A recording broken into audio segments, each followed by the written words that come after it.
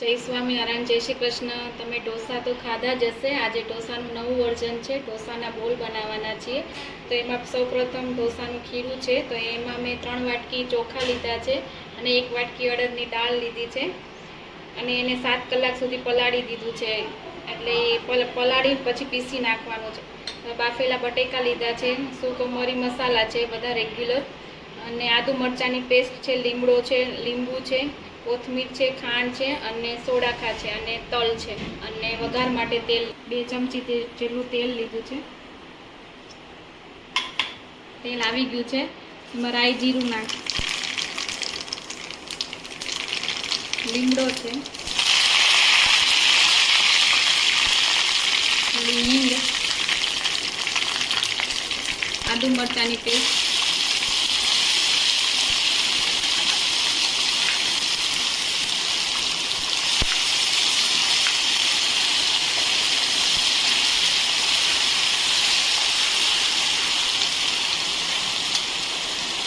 મીઠું નાખવાનું છે, હળદર,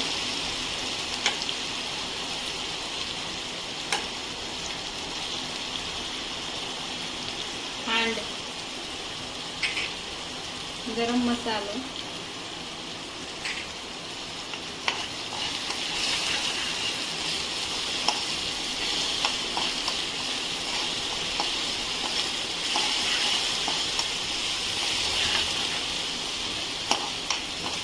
લીંબુનો રસ છે,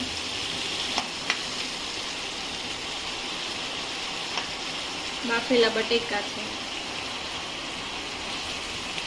મસાલો મિક્સ થઈ ગયો છે, કોથમીર નાખશું,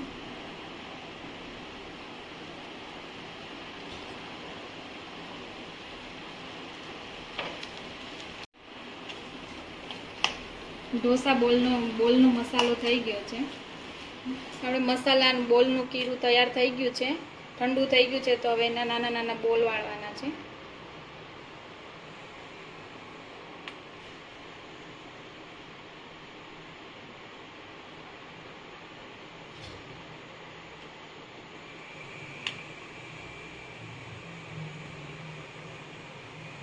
હવે આપણા બોલ વળાઈ ગયા છે।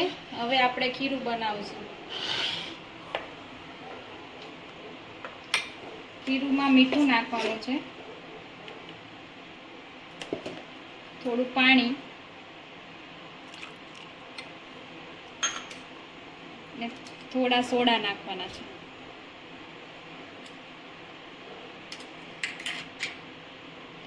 મિક્સ કરી દેવાનું છે।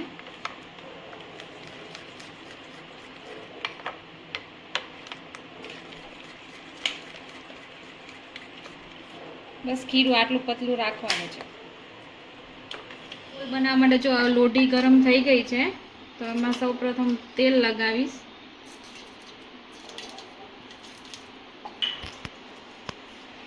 એમાં રાઈ જીરું નાખવાનું છે થોડું થોડું,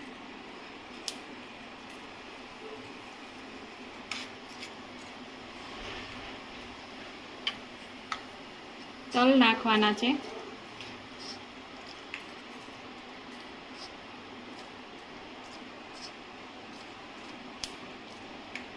થોડું ખીરું નાખવાનું છે। હવે જો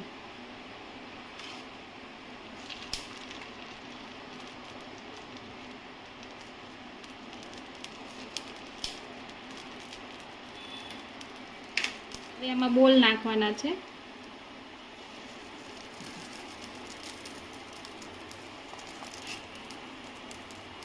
આવી રીતના દબાવી દેવાના। હવે એની ઉપર ફરીથી ખીરું નાખવાનું છે।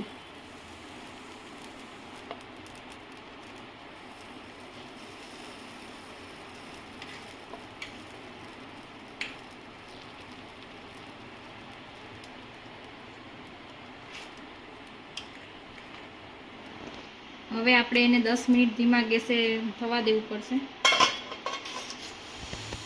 10 મિનિટ થઈ ગઈ છે।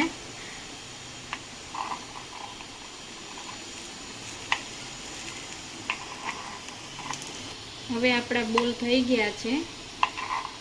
કલર આવવો જોઈએ, કલર આવવો જોઈએ। હવે લઈ લઈશું એને। ઢોસા બોલ બની ગયા છે। હવે આપણે એને ચટણી અને સંભાર જોડે સર્વ કરીશું.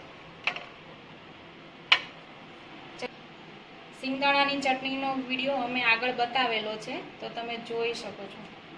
અમારો વિડીયો તમને પસંદ આવે તો લાઈક શેર અને સબસ્ક્રાઈબ જરૂર કરજો.